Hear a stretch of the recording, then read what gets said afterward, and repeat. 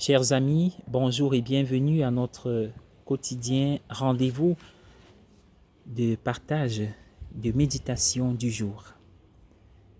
Si le sel vient à perdre son goût, sa saveur, avec quoi allons-nous l'assaisonner? C'est une parole qui sort de l'évangile d'aujourd'hui, qui se situe aussi dans le sillage du discours du sermon sur la montagne. Ce grand texte qui couvre les chapitres 5, 6 et 7 de l'Évangile selon saint Matthieu. Hier, c'était le début avec les béatitudes. Deux appellations que Jésus attribue aux apôtres, aux disciples, à nous. Celle de la terre, lumière du monde. D'abord, c'est Jésus le véritable sel de la terre et la lumière du monde, comme dit le document du Concile Vatican II, Christus lumen gentium. Mais ce qui est pour le Maître est pour nous une vocation, un appel, une destinée. Et s'il fallait méditer sur celle de la terre et lumière du monde, on s'étendrait longuement. Prenons juste un aspect de la question. À quoi servait le sel? Après ma méditation que je propose, nous allons prier ensemble. Le sel servait à conserver les aliments. Autrefois, il n'y avait pas encore de nombreuses techniques, les nombreuses techniques que nous avons la grâce d'avoir aujourd'hui. Il servait à conserver les aliments. Mais en même temps, chacun d'entre nous est dégoûté à l'idée de prendre une cuillerée de sel pour le consommer seul. C'est dégoûtant. Le sel n'est jamais pris seul, mais il est pris, c'est une valeur ajoutée sur quelque chose. Et alors, lorsque Jésus dit « Vous êtes le sel de la terre », il fait un compliment à la terre, au monde, car le monde a déjà une valeur, un goût. Et le rôle du sel est de conserver cette vie dans le monde, conserver cette valeur dans le monde. Le chrétien ne doit pas considérer le monde comme quelque chose de diabolique. Il y a le prince de ce monde dont la racine est dans le monde, c'est-à-dire le malin, mais Christ est le roi de l'univers et le monde est le produit de la création de Dieu par son amour et tout ce qu'il a fait est bon. Il a vu que cela était très bon, nous dit le livre de la Genèse.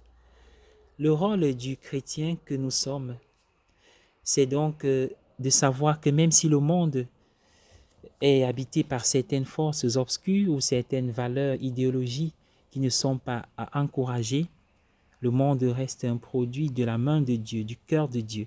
Et donc le rôle, la mission du chrétien, du disciple consiste à faire ressortir ce qui est bon dans le monde, à pouvoir cultiver le bien afin qu'il puisse être élevé, ce bien, à la grâce surnaturelle.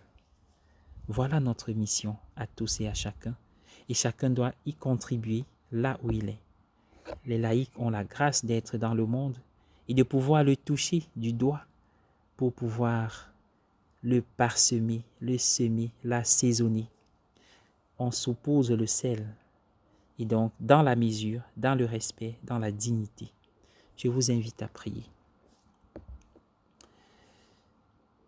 Seigneur notre Dieu, dans ta bonté, tu as ce matin renouvelé à nous ton souffle de vie. Nous étions dans le sommeil et ta main nous a réveillés et nous te disons merci. Merci Père. Père, nous te confions cette journée, cette nouvelle semaine et nos projets. Sois avec nous dans toutes nos démarches et dans tout ce que nous ferons. Sois avec nous, Seigneur. Détruis sur nos chemins les pièges de l'ennemi.